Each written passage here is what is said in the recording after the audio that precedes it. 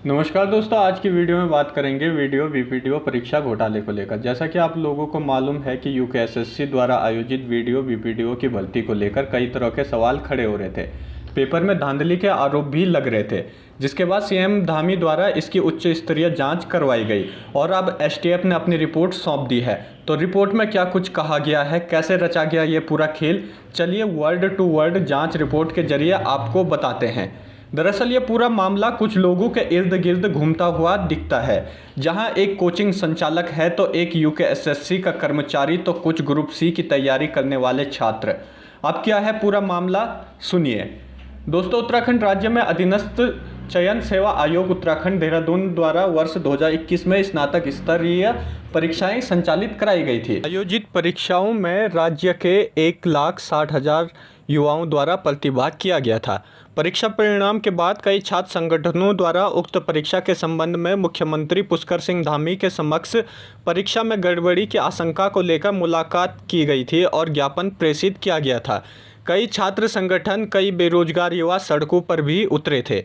मुख्यमंत्री उत्तराखंड पुष्कर सिंह धामी द्वारा मामले की संवेदनशीलता को देखते हुए त्वरित निर्णय लेते हुए उक्त परीक्षा की अनियमितताओं के संबंध में मुकदमा दर्ज करने के आदेश दिए गए, जिस पर थाना रायपुर में मुकदमा पंजीकृत किया गया। पुलिस महानिदेशक उत्तराखंड के आदेशानुसार थाना रायपुर से उक्त विवेचना स्पेशल टास्क फोर्स यानी कि एसटीआरएफ उत्तराखंड पुलिस को त्वरित कार्रवाई हेतु स्थानांतरित की गई, जिसके बाद कार्रवाई करते हुए एसटीएफ ने 6 लोगों को गिरफ्तार किया है।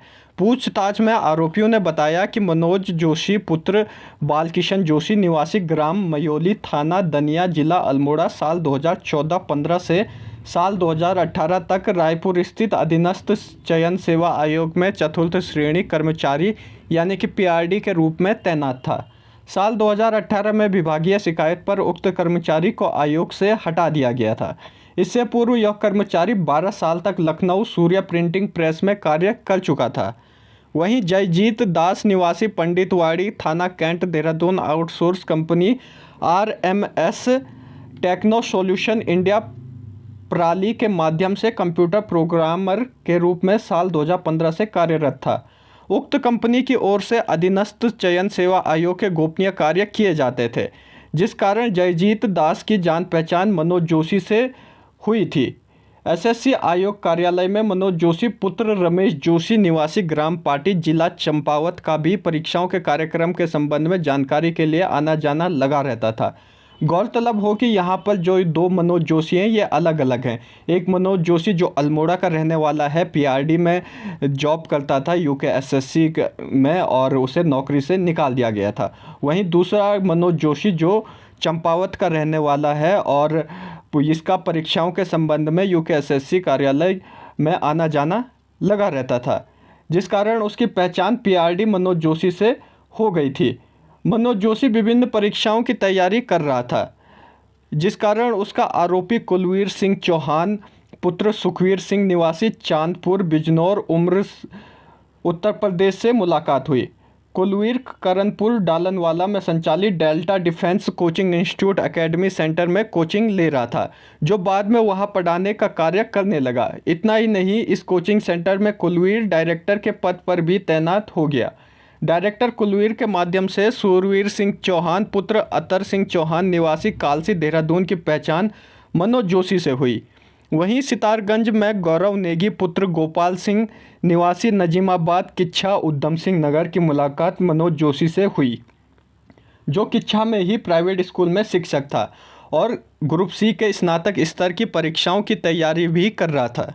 सूरवीर व कुलवीर ने अपने जान पहचान के परीक्षार्थियों के संबंध में मनोज जोशी को बताया था, जिस पर मनोज जोशी ने दूसरे मनोज जोशी के साथ मिलकर कंप्यूटर प्रोग्रामर जगजीत दास से पेपर लीक कराने के संबंध में बातचीत की, जिसके लिए जयजीत दास को मनोज के माध्यम से 60 लाख रुपए भी दिए गए। रामनगर के रिसोर्ट में किया जाता था पेपर लीक। जयजीत दास यूकेएसएससी में जाकर पेपरों की सेटिंग और अन्य तकनीकी कार्यों के कारण परीक्षा के प्रश्न एक्सट्रैक्ट कर लेता था।